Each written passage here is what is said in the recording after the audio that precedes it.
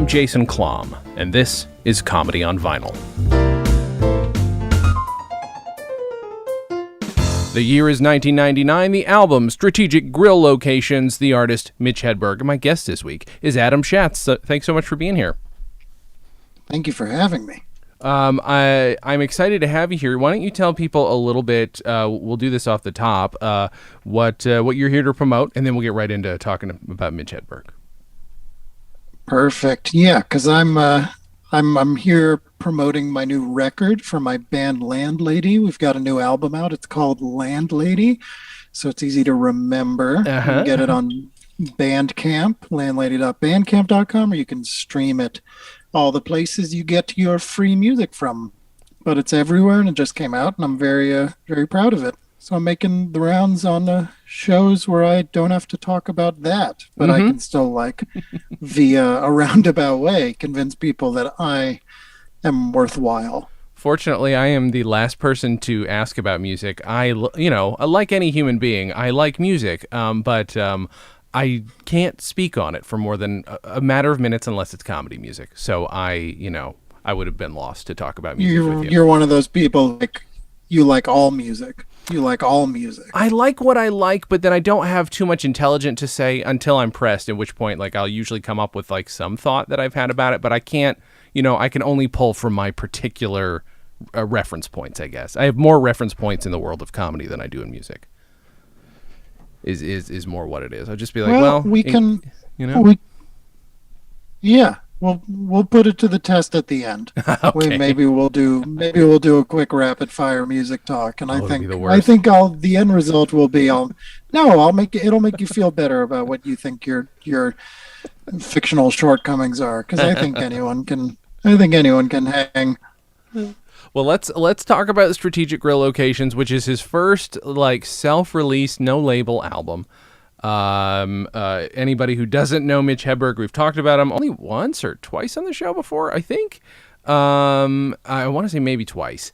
And, for those who don't know, if you want to condense who Mitch Hedberg is he's he's a one-liner comic, but that is way too condensed for what he actually is. It's more complex than that.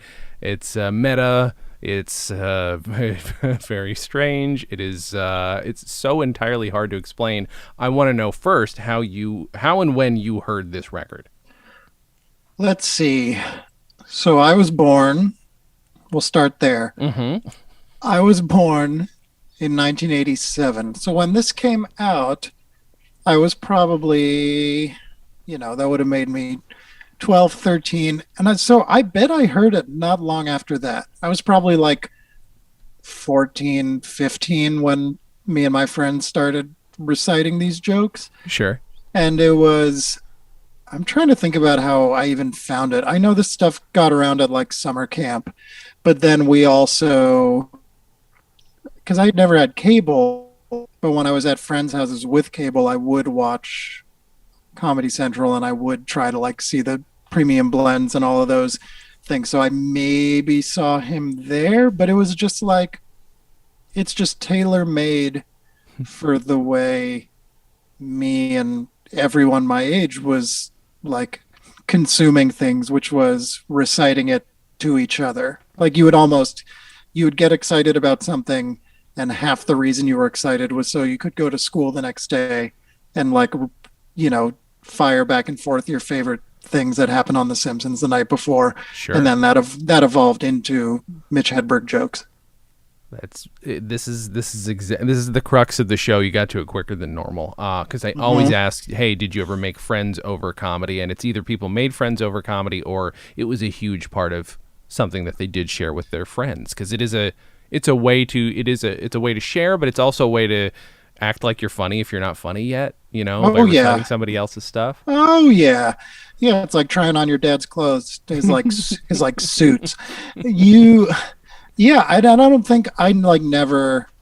There was no version of me that was I'm a comedy nerd kid listening to comedy with my comedy friends. It was just as much a part of life as anything, as much as music. And it's if you, this record, the first Brian Regan record, I had a couple family friends, I guess, where they would turn me on to stuff. I remember listening to the that like first big Brian Regan record with them and getting really excited about that because that was just such like a transformative thing. And it's, I mean, that seems very much in the same era of this record because they're both like just like aggressively specific people where if you like read the joke out loud and you aren't them, the joke almost like is guaranteed to not work. Oh yeah. It's so dependent on like the voice. For sure. These are jokes. These are the style of jokes that I have found myself writing and then realizing like, I don't know how I would make, I know this is funny and it's so funny in my head, but I don't know if I could deliver it. Whereas if I handed a lot of these insane jokes that have, they again seem simple, but the sort of logical, the logical connections you're making work better coming out of his mouth, would have worked better coming out of his mouth somehow. Well, yeah. And what's so crazy about Mitch Hedberg and this record too is it's like in my memory, because there's so many of these jokes are like seared into my memory, and then re-listening to this album a few times, it's also so much of it totally went over my head, or you just like grab onto the things you grab onto when you're a kid. Mm-hmm. But in my memory, these jokes are all like polished and perfect, and like the cadence is almost a little more refined than it actually is. And when you listen to it in depth, it's like some of these are improvised, some of these he screwed up the delivery and kept it on the album anyways. And it's like that type of looseness makes it even more authentic, I think. Oh yeah. Yeah, I mean, I was listening to it with my wife, and she's heard it before, but like re-listening to it with somebody who hasn't heard it in a long time does kind of remind you. Well, first of all, I'm very jealous. I never got to see him live, so that's as close as I'm going to get, is sitting in a room with my wife listening to this record. And then two, yeah, it's this very. Oh man, there's part of me that I think originally might have been a little not suspicious, but like I wonder how much of these mistakes he plans, and I don't think it's that. I think it's very much he went with the energy of the night, and left any fuck ups on the because if you work that into your act, if that's something you work into your act. Not to abuse an old phrase, but it's like jazz. You go with it and see what happens next. He obviously has jokes ready to go, but he's also ready when they fall. Yeah, I was thinking, I weirdly thought about that like misreferenced analogy a lot when listening to this record for a few reasons. I mean, one obvious one, and this is why this album jumped out to me, because I was like, I want to talk about, I didn't remember the name of this album, and like, I mean, Mitch Hedberg jokes kind of go in the same like file cabinet in my brain as like Jack Handy deep thoughts, where it's just, I mean, A, I was the same age when I was getting into all of it, and then B, it's like the context doesn't matter at all. They just kind of float around. I have normally no relationship to what album what thing comes from, except this is the record where he has a bass player. So there's like constant upright bass going under the whole thing, and it's such an amazing like anchoring tool. But it made me think about how a lot of people will compare their comedy or any style of comedy to jazz, and it's always for the wrong reasons. And it's usually, I studied jazz in college, and so I'm not like there's no reason for me to put down anyone saying anything, but it's always like anytime anyone references jazz in that way, there's almost like this unspoken dumbing down of what they think jazz to them, or like what they think improvisation means. And it's like but it might actually be true with Mitch. Yeah. And if nothing else, because it would be hard for me, because obviously he's a stand-up. You can't say, well, he's a stand-up who works in a little bit of improv, because he doesn't really do crowd work, which is as close as you get to improv when you're a stand-up. Somebody like Jimmy Pardo does plenty of that. And I would call, he has a skilled improv background. So does like Paul F. Tompkins. Very good both at playing with the room they're in. Mitch Hedberg does not seem to be in any way He does two things at once. He's more than willing to comment on how the joke went and how the room is, but he still does not let that affect how the rest of the set goes, which is complicated. Most people would feel like, oh, I have to adapt with the room. I don't think he does. He just calls it out and keeps going. Yeah, you see his brain work when you hear him say his jokes. So it's like you can tell a lot of these jokes are his first instinct. Some of them are really refined, and there's an economy of words that is sort of incredible to think about. And then other ones you're like, this is he thought of something to think about. Mm-hmm. He thought of it in exactly this way the very first time, and then that's what comes out of his mouth. There's one joke on the album that almost seems like it was improvised, only because it's such a clean transition from when it sounds like he hits his mouth on the microphone, because he says he injured his teeth recording the CD, which I like that we're recording for your Comedy on Vinyl podcast. This is like such a time-stamped CD. The whole first track is all just jokes about how he's recording a CD, and it's very CD centric. Mm-hmm. But he hits his mouth on the microphone. He says, "I injured my teeth on the microphone," and then goes like very quickly into a joke about teeth, which I don't think, it was like more out there than funny, which makes it really funny. But I would kind of believe, because the joke is that he wished all his teeth were just one big tooth. Right. And then if it fell out, he'd be in trouble. So that's, it's fun to listen to it and just imagine if it was improvised or not. It doesn't matter. Right. Oh yeah, for sure. I also feel like I should point out, you do make a very good point. This was a CD until 5 years ago, when they finally released all of his stuff on vinyl, which is the time when I finally got to justify talking about him. Although I broke the rules a few times before that, but now I have to stick exclusively to vinyl. But I'm very. Do you have any of these on vinyl? How did you get these as a kid, and then how do you have them now? I must have. I don't think I bought any of them. Mm-hmm. So it must have all been Napster, Kazaa, any version of that. Because I don't. Yeah, which might make sense that like maybe I haven't listened to this straight through until now. Maybe I downloaded most of it in piecemeal, but could have missed a few of the things that I totally forgot. But I don't think I went to the store and bought it. That's my hunch. Fair enough. Yeah, I mean, I was, no, at the same time, that was my way of, because I was in college when this came out, or just about to go into college, and I was also doing the same thing because college is expensive. So it was, that's how I discovered like a lot of new comedy and realized, there's some shit out there that I would never have. Thanks, Napster. Thanks. What's his name who started it? I mean, it was. I get it. I'm fully aware that I'd like artists to get paid too, but it did help me discover a lot of people I wouldn't have discovered otherwise. It's not Napster's fault. It was going to happen one way or another, right? And then those we know who's to blame. Mm-hmm. But what is interesting about it is there's so many. I'm sure what kept me from actually like buying a lot of comedy records is there's kind of this fear of re-listenability that doesn't always come with it, where some things, if it's not already a classic to you, it's maybe only good for the first listen or two, and then kind of the appeal wears off. But it's almost the opposite with Hedberg, where it's just like you are excited to hear it again and again and again, and to show it to other people and sort of gauge their reaction. And it's just, you can really live in these jokes.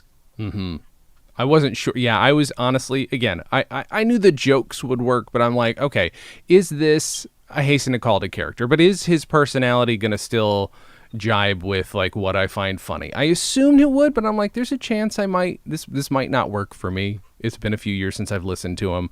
But no, instantly I was immediately charmed all over again because I'd forgotten how much First of all, if you start off your CD talking about how you're recording a CD and you just don't stop talking about that for a couple of minutes, I know and that had to have been made up.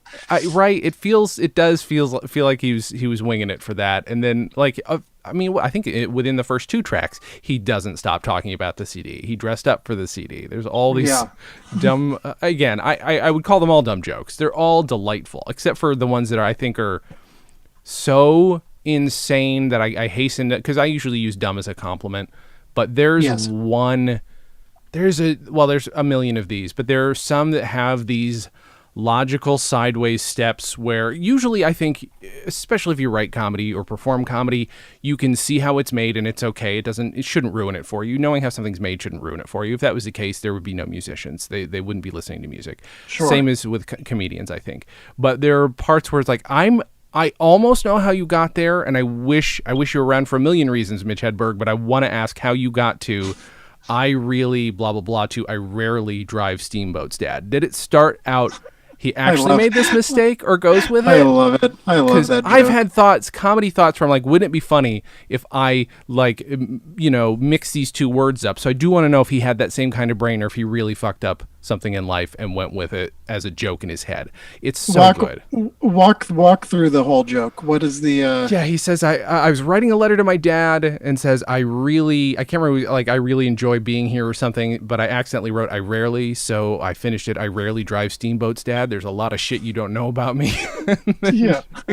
So again, I can't do it justice, and I'm not going to do the character because I can't do that justice either. But holy shit, there's a huge part of that is delivery, yes, but that joke is not obvious A to B. It's not something that again, also as you say, does not work on paper. I don't think. No, that's amazing. I love it. I love it. Did you? I'm going to assume this was a re-listen to you as a kid too. Like if you're sharing it with your friends, you must have. Of course. I mean, and it's like, you really couldn't, because there's also a great feeling. And I mean, I had this with music too, for sure, where it's like, I didn't run with like an especially cool crowd, which meant that I could often be the one to like show my friends cool things because everyone wasn't competing to discover the cool things. It was like, I got more of a kick out of that. And so, for music, definitely just trying to find new records that I thought were really cool and exciting and share that with people for the first time. And you made people mix CDs for that exact reason. And then, same with comedy. It's like if you found someone who didn't know about this guy, you're like, okay, get ready to have your like life changed forever, because we're going to sit here and we're going to just listen to these jokes, and it's going to be so wonderful. And I may or may not stare at you awkwardly while I wait to see if you laugh at the part I expect you're going to laugh at. Yes, the part about the donut receipt. I think about that one a lot. I feel like that. I don't know why. Yeah, because it's real. That's another thing. It's like there's, if I'm like 14, and this is the same with like so many things you consume as a kid, there's like the stuff you relate to, and then there's a bunch of things that actually aren't made for you at all because you don't have the life to register it yet. So it's like I think about that with roommates a lot, and any sort of like, any TV show we would watch as kids that had roommates, because it's like when you're growing up, you're just like, especially if you didn't grow up in a city, which I didn't, you're just like, well, what is that? How does that happen? Like, right. And so, you watch Friends, you're like, okay, I'm going to watch this, but it's like, feels like watching aliens on another planet almost. And that's, similarly a joke about like saving a receipt. I can like get why that's funny as a kid, but like the part of a joke I'm laughing about is the donut part and not the file cabinet part. Right. Yeah, that's fair. I hadn't thought about it that way. I like that. But now I have both. I mean, when you grow up, you still eat donuts, but then you also own a file cabinet. There are many quotes that I really need to pull specifically from this episode so far, including that one. Here's the problem: is I sat there listening to it. I'm like, all right, how am I going to take notes on a joke CD, on a CD that is it is observational, no doubt, but it is not a story CD, not a character CD. So all I did is sat there and just wrote down the jokes as verbatim as I possibly could, knowing full well we can't just sit here and read all of the jokes. But although if I hadn't, I wouldn't have remembered all the wording of the I rarely drive steamboats one. But it's just a hard thing to take notes on, because it's one of those, we talk a lot on here about active listening versus passive listening. Like, there are some sketch and definitely music comedy albums where you can sort of passively listen, especially if you've heard it a million times. And sometimes stand-up falls into that, where you're used to it. But for me, for Mitch, I've still heard it a million times, but I feel like I have to actively listen, because the pace is fast, the pace changes, the rhythm changes. None of it is regular. None of it is even paced. And I feel like because of that, he demands you listen. Yeah, and you also inevitably miss a bunch of it. Oh, yeah. But, I've been listening to it a bunch while just driving recently, and then you kind of realize, I zoned out for 2 minutes and I missed a lot of things. Yeah. And some of it could have been totally worthless, but buried in things that sound like a throwaway is one really funny thing that is, could have only happened that way that one time. Yeah. Which I think makes the bringing a bass player with you even more of a incredible thing, because Chuck's just messing around. So even if they go on tour, he's playing different stuff underneath Mitch's jokes every single night. Yeah. Which means, it means it's a totally different experience every single time, which is, comedies like that way in general, because it's depending on the room and the mood and who knows what else. But I think especially with Mitch Hedberg, I mean, even though you can sort of tell how he's the type of comic like Steve Martin, where eventually people would want to just come and hear the hits because you don't mind hearing it again. But there's still something kind of authentic and fresh every time. I was listening and writing anything down, I was sort of most interested in just the two categories of which jokes I completely remembered and was excited to hear again, and then which ones I had no memory of, or that, in that same category are the ones that I actually think are so much funnier now. And I think the quintessential ones as a kid, the slamming a tent flap joke was you just couldn't think of anything funnier than that. About how zip you. And that's the thing too, it's you mention these to anyone and they can kind of finish it for you. Which I really like. And that's even more true about the Pringles one. And as we get to the end of the album, that's sort of where it's, and he even says, he's within the structure of another joke on this album, he's as a comedian, you're supposed to start strong and end strong. And then that is what he does. The last, before the final Hail Mary stretch of jokes, there's maybe 8 minutes of things that barely work. And then he comes at you with the Pringles joke, which you could put on a shirt because it's so short. Yeah. But, fuck it, cut them up. That's anyone can say that, and you'll know what they're talking about. He's he's also a guy, I feel like character-wise, if I listen to Steve Martin, any Steve Martin record, I feel like I could have roughly done an impression of, hey, this is what Steve Martin does. This is how he does comedy. Mitch Hedberg, I always think I've got it in my head, and I'm I know his general patterns and how his voice sounds, and I've watched him perform, and obviously those all looking down and behind sunglasses. But I honestly forget, and I love a good swear word in comedy. I forgot how much he swears because it doesn't play it just doesn't affect me in the same way. It's just there and part of him. I had entirely forgotten that that's part of his act. And I last heard him a few years ago. Yeah, it's not in every punchline, but that's the famous one. And his delivery on that was so different than it is in my memory. In my memory, I kind of slow that one way down and sort of put it at the same cadence as his other jokes. But if you re-listen to the Pringles joke, the fuck it, cut it up is like pretty fast. He almost like steamrolls through it, and then just to get to the applause break because he knows it's going to be such a big hit. And who walks up in an airport but Sammy Davis Jr.? She discovered Matt Groening. Without your mom, we might not have had The Simpsons. Yeah, and I have an Elton John story. You know who noticed that also was Jonathan Winters. Your dad was the first band I dropped acid to. There was Buddy Hackett, and Joey Bishop, and Jerry Vale, and Corbett Monica. And those are the ones that stick out in my mind. So, of course, I watched Mork and Mindy. He comes over, Mork's here, oh my God. And he was hysterical. You're listening to Rarefied Air. Yeah, and then so there's like those versions of it, but then and super early he does the I haven't slept for 10 days because that would be too long joke. And that's like, I'm reading a Marx Brothers book right now, and that's like that's basic Groucho. And it's like still, he like doesn't live in that same world of wordplay all the time, but he like kind of flexes every so often to prove that like he can do it if you want him to. Yeah, there's no doubt about that. That's the one thing that this whole album is like. It would be an amazing if he'd have wanted to go just into, because he talks about writing for TV and stuff.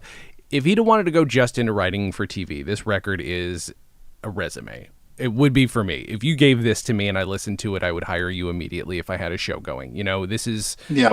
It is. It's a very good point. It is every different type of possible joke format, like simple joke format. And there are some stories, of course, but they're short, quick bursts. None of them, because he's not a character guy, none of them are long, drawn-out stories. Although, boy, oh boy, wouldn't that be interesting. I would love to hear that from him. I know. It is sad. It is sad that he is dead. It is a real drag. Did you pick up his other albums after this one, or were you getting them concurrently, since again you're getting them online? When I was doing the research into this, I kind of couldn't believe how few there were. Yeah. So it's like there's really only two, right? Right. It's like, because I definitely didn't listen to the one that came out after he died. Right. So there's really only two. Yeah. And I definitely listen to those. I listen to them all the time because, you know, you remember the jokes that aren't on this one too. But I feel this one really, it's crazy how much these jokes really sit with you.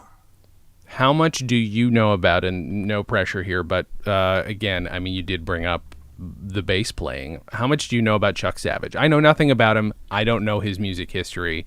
Have you ever sat and listened to this just for the music? No. But that's not the point. The point is to kind of be out of the way and like, you know, secretly drive the energy a little bit. I looked him up because I was like, I wonder who he is. And he's a bass player in Texas. And this record was recorded in Texas, which means he might have just called him that day. It wouldn't like not put it past him to be like, well, I'm like, should probably level this up a little bit. It might as well add one new element into the situation. Yeah.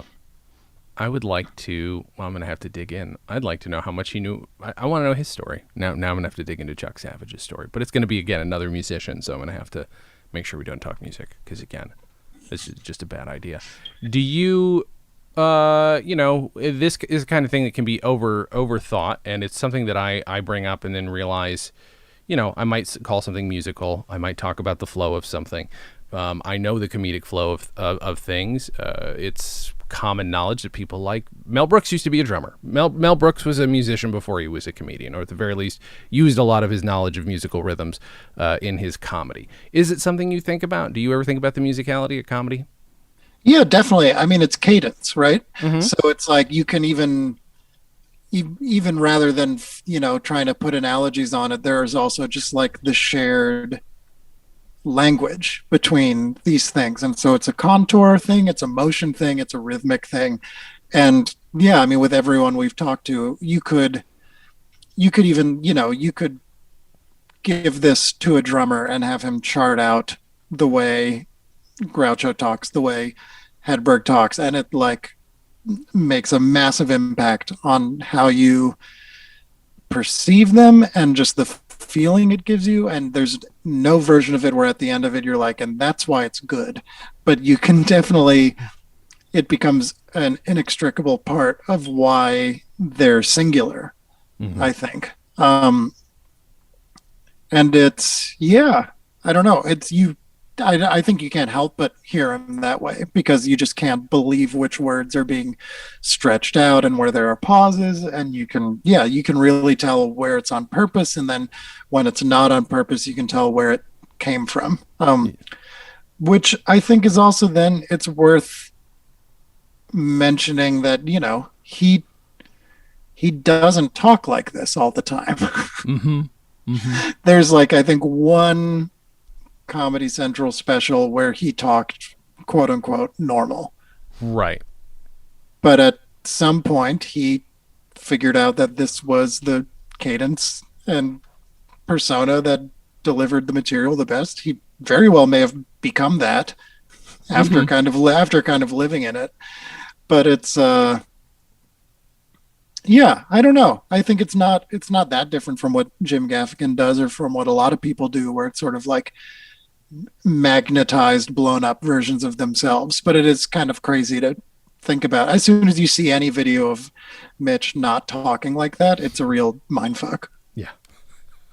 I know, because even the times he was ever cast as a part in something, it was usually something that went with how he already looked and how people expected him to talk. Yeah, I watched That 70s Show clip with him, and it's like, I mean, A, he's really good in it. It's super funny. And then B, it's like, yeah, just be you. Yeah. Just be you. We'll write the lines knowing that you will be the one saying them. And it worked great. I often wonder the same, like if the same, it may not be, but I had Tommy Chong on the show and didn't ever think to ask him that, but I want to know how much of that was always him or how much of it he's leaned into, since like that character was what made them the most money, you know? And it was, I'd be afraid to answer that question. I know. Because maybe he's not thinking about it. He probably isn't. You become who you become, and you try not to examine how you became that way unless you're trying to undo some damage. Mm-hmm. I mean, I will say he did lose his keys in the middle of our interview, and it was a phone interview, and it was one of the greatest things that's ever happened to me. Yeah, you can't pay for that. No.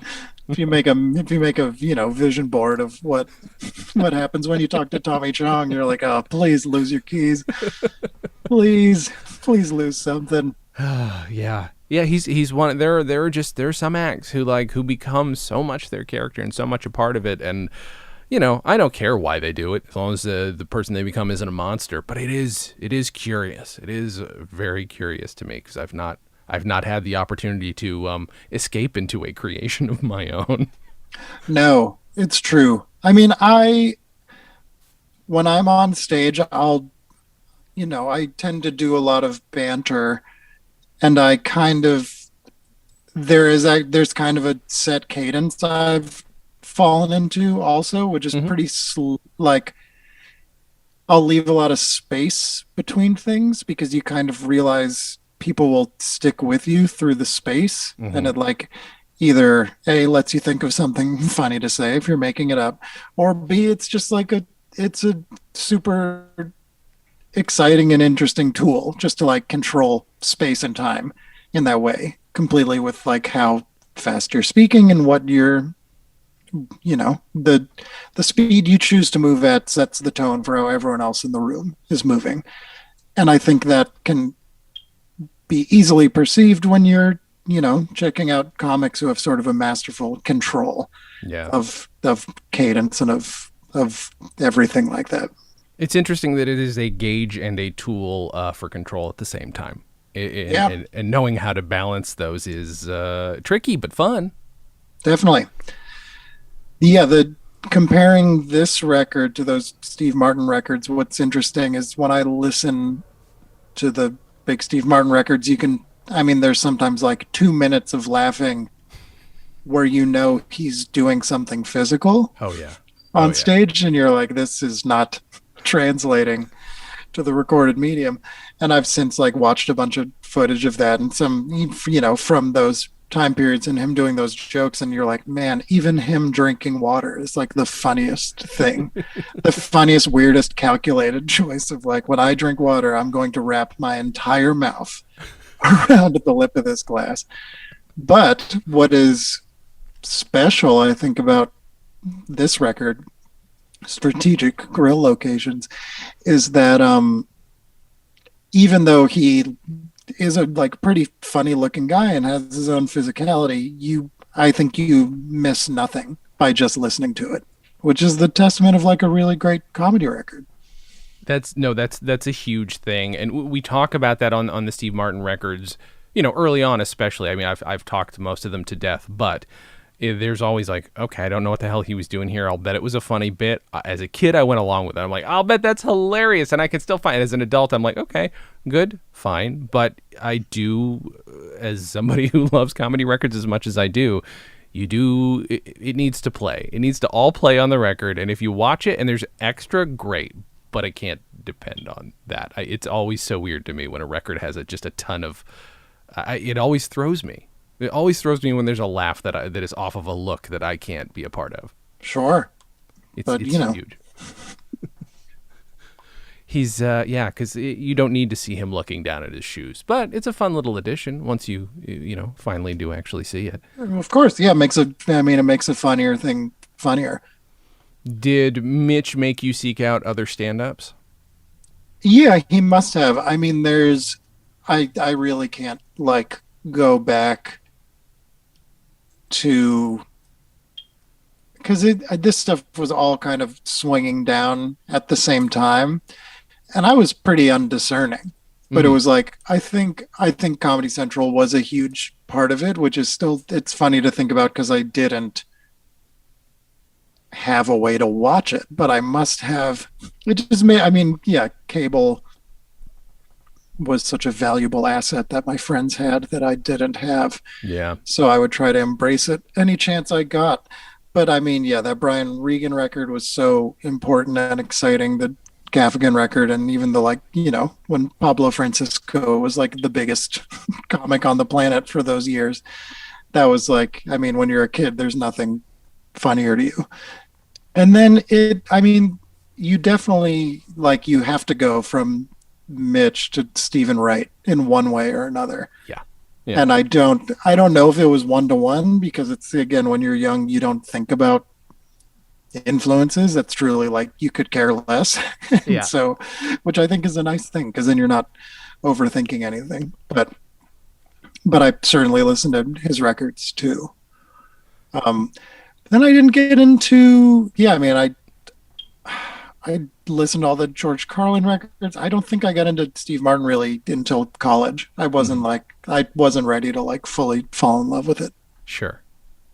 That's fair. It has to hit you at just the right time. College age is probably the perfect age. Although I really do, I'm jealous of you discovering Mitch at the age I discovered, like Cheech and Chong and all this other shit. That's a perfect time. That is a perfect time to discover Mitch Hedberg. Yeah, I think so. I mean, he's definitely, he's that for my generation. It's like everyone needs a version of Cheech and Chong, and that's what he was. And I don't know who was the version who came after him, but I'm sure. Yeah, this is the thing. Like, sure, they exist. Growing up in a small town, as I also did, for me, it was upstate New York. Where did you grow up? I grew up in Newton, Massachusetts. So it's not a small town right outside of Boston, but definitely like suburbia. Sure. Yeah. So, I mean, it's funny because Cheech and Chong being coming along, it was my parents' thing, and it was handed down to me. So, and we were, again, 5 years away from the fucking internet existing. So once that happened, that's when it blew up. And it's weird then that, like, because of the internet, this gap shrinks immediately. Whereas you and I probably discovered Hedberg at the same time, despite our age difference. It's I don't know. It's massive. Okay, there's a very common, like, all musicians want to be comedians, all comedians want to be musicians. Have you ever cared to try straight stand-up comedy? Is that a thing you've tried? I've never gotten up and done it. Mm-hmm. I am often very silly on microphone Mm-hmm. when I'm on stage or doing something with someone else. And so there's a version, but it seems like such a brutal lifestyle. Mm-hmm. And it's like once I've, I've been doing music my whole life, and that's with other people. So the second you even think for a second about like, oh, well, this other thing could be cool, your brain is just like, how could it be cool? Even in like the most successful version of it, you're like alone and repeating yourself every single night. But I've sort of have found my ways into comedy in other ways, but stand-up was never something that I felt remotely attracted to, I don't think. Yeah. I think a friend of mine in college did a show where he would have people who don't do stand-up and just like come and do like 5 minutes.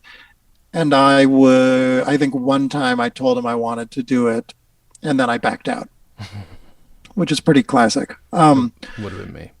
Yes, but I will, in terms of the musical comedy thing, like you were talking about before, and that kind of being your reference, I will let you in on a portal into my past, which is I'm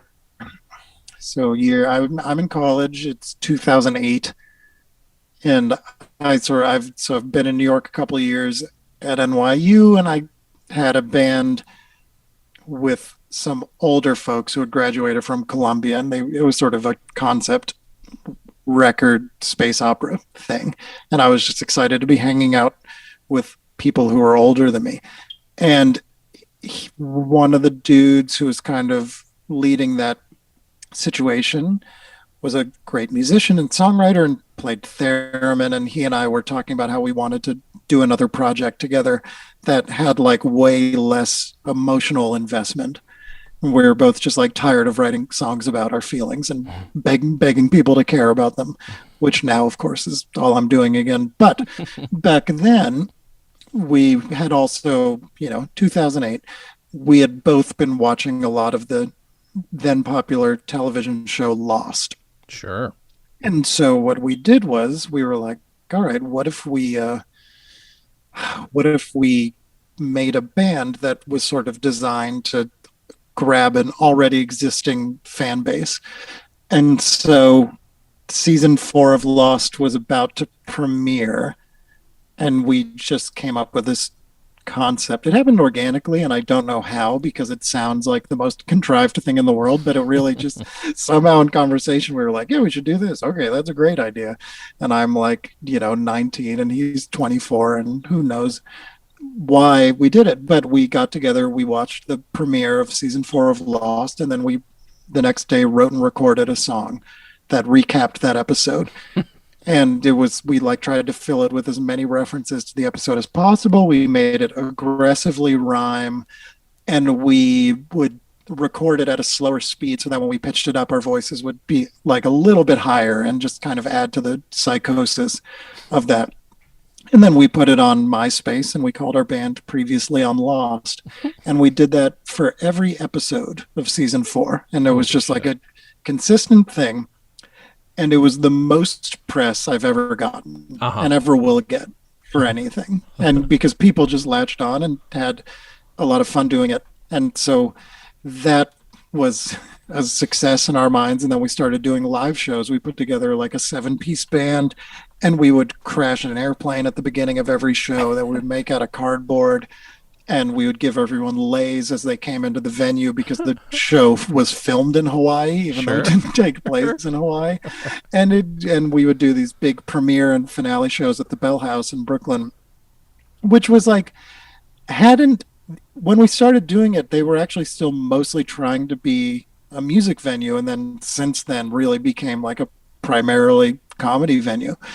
But we would, for the premiere of season 5 and 6 and the finales, we would play and it would sell out. There would be like 400 people, and then we would all watch the episode together in a room, which was sort of this incredible, like, campy, exciting experience, and everyone would dress up. But then the finale was such a bummer. Everyone just kind of put their heads down and walked out at the very end, which was a good end to the whole thing because it was like 2 years of my life where that was just what we became known for. But the second to last episode we played a show at the Knitting Factory in Brooklyn, and Carlton Cuse and Damon Lindelof came with some of the cast, and it was it was like a really wonderful experience. And it was like, that stuff is, it's on Spotify, and if you really want to enjoy it, if you have no inkling, do not listen to it. But if you really want to enjoy it, you would watch an episode and then listen to the corresponding song. And that's what we did. But I'm going to keep blabbing because it all relates super cleanly into what we're talking about, which is, at some point during that band's existence, we got reached out to by the Millennium Stage at the Kennedy Center in Washington, D.C. The Millennium Stage is this like stage in the Hall of Nations. It's just like in the hallway at the Kennedy Center, and they do free shows every day at 6 p.m. And I've since played there with a bunch of different bands, and it's always fine. It's 6 p.m. It's usually light outside and everyone's sitting down, but it's usually pretty packed because people come because it's a free show. Sure. And the booker reached out to us because that night was the Mark Twain award ceremony, and they were honoring George Carlin, who had just died. And so they asked if we would be the band in the hallway that night because they wanted to do something that was relatively comedic, and we said yes. And then we went above and beyond, not requested to do it, and since no one's really cared, but Jeff and I we took a George Carlin joke and we set it to music. And it was a joke of his at the end of one of his records called Things to Watch Out For. And it's such an incredible joke because it's just like classic George Carlin, because it is just a list. It's one of these things where like he's ultimately just showing off that he wrote a list and then memorized this list. And it's just things to watch out for when you leave the show that night. And it's just him listing every horrible thing in the world. And I'll send you the song so you can have it. Because it's really stupid. But then we had to, so we set it to music and then we had to memorize it. And I just have this vivid memory of Jeff and I going to another show that we were playing in Providence, Rhode Island. And so it was like 3.5 hours there, 3.5 hours back to New York, and just us like repeating this over and over and over again, trying to remember this big list of absolutely terrible things like, quicksand and body lice and evil spirits and gridlock, acid rain, continental drift, labor violence, flash floods, rabies, torture. I still have most of it in there because of how we committed to doing that. Of course. That's fucking phenomenal. That makes me think. I've talked to a few different people about this, and it's something I still want to do. And it is actually 100% a show-off idea, but I want to do a show where comedians cover other comedians, where that is acknowledged from the top that these are stolen jokes. Greg Fitzsimmons has, for a little while, right after all the Cosby accusations came out, he was stealing Cosby's material because he's like, no, fuck it, I'm just going to reclaim it because a non-monster gets to tell these now. That's kind of amazing. It's beautiful. And I've wanted to do, I would do something very basic, as the kids say. I would probably do 7 words I can't say on television. But I love the idea. Of setting a comedy bit to music. Even as a full, I would love to see that as a full project, but I can't wait to hear this song. It is really dumb. Even when, my partner in the band had made a video for it, so I'll send that to you. It's, and then we stopped doing it in 2010 or whenever the show ended. Which, if the show had ended in a different way, if it was like a really positively received finale, the band would probably still be like playing conventions, and things. So ultimately, it's, I think, a great thing that it ended the way it did. Though at the same time, I think we were hoping we would at least lead to some sort of like a film or TV music work, which it of course did not, because I'm talking to you rather than on my boat. Okay, so I want you to recommend this record to people. Tell people if they don't know who Mitch Hedberg is. Tell them why to give this a listen. Oh, you can needle drop anywhere on the album and not know who he is or why he is, and you can still think it's the funniest thing you've ever heard. And even though you can't do the jokes justice reciting them for someone else, it's actually, I think you have one of the higher likelihoods of succeeding in telling his jokes to someone else than you would with a lot of other comedians. Perfect. I love it. And tell people where they can find your new record or find you online in general. Oh, Adam, my name's Adam Schatz. It's Schatz. And that, Landlady is the music I make. And you can find that anywhere you get your music under Landlady. We are the only band called Landlady, but there's also a song called Landlady by Fish. There's a song by U2 called Landlady. There's a Roald Dahl short story called The Landlady. And I think you should just check all of it out. And then, I think you'll find ours is still the best. So that'll be really nice. I've also done a bunch of writing for this website called The Talk House. And there's a bunch of essays up there. And if you go to the talkhouse.com, is it the Talkhouse or talkhouse.com?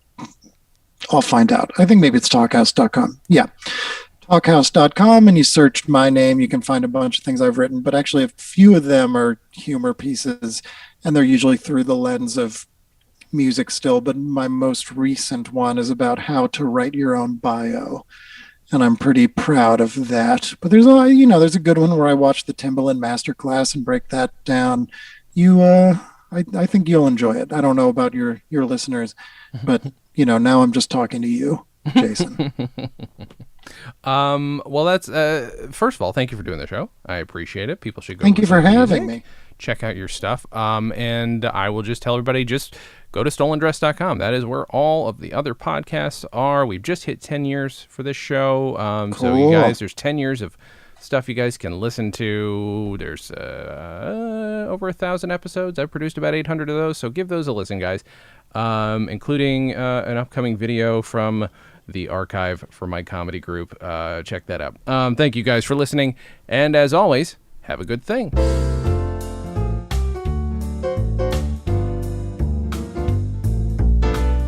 Comedy on Vinyl is a production of StolenDress Entertainment. It is produced by Mike Warden and is hosted and edited by Jason Klom.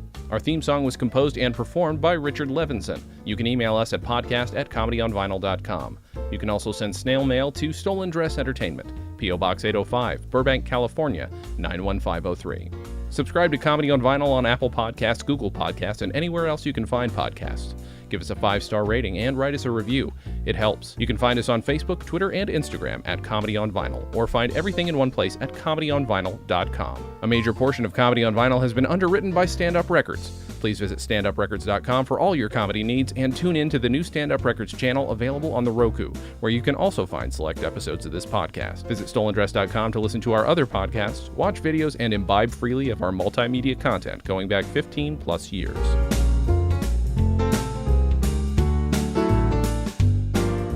StolenDress Entertainment. Hey, it's my turn. Ah!